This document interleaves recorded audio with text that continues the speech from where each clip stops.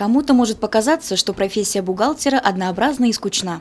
Однако каждую рутинную работу может разнообразить сам человек. Гульназ Султанова работает на этом поприще уже 20 лет. По ее признанию, эта кропотливая и ответственная должность нравилась ей всегда. С детства я мечтала стать педагогом, но так получилось, что я для себя решила в последний момент, что я хочу быть бухгалтером.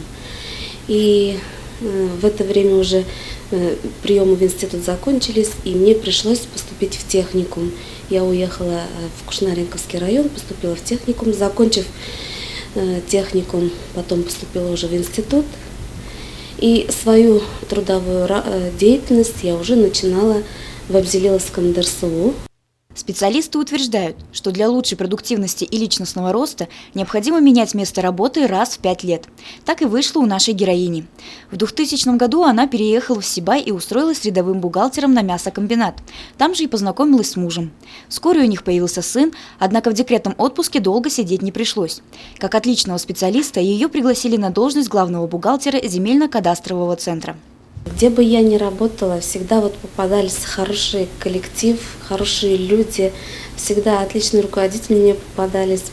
Я этим всегда горжусь, что работала с этими людьми. Последние 7 лет Гульназ Султанова является главным бухгалтером Сибайского рынка. Помимо профессиональной деятельности, любит культмассовую работу и частенько организует в коллективе тематические вечеринки, приуроченные к какому-либо празднику. А еще увлекается фотографированием. Как сапожник без сапог, у меня очень мало в бумажном варианте фотографии. Все в электронном виде. Для себя я сейчас цель поставила в этом году, что я самые такие интересные фотографии распечатаю, сделаю несколько альбомов.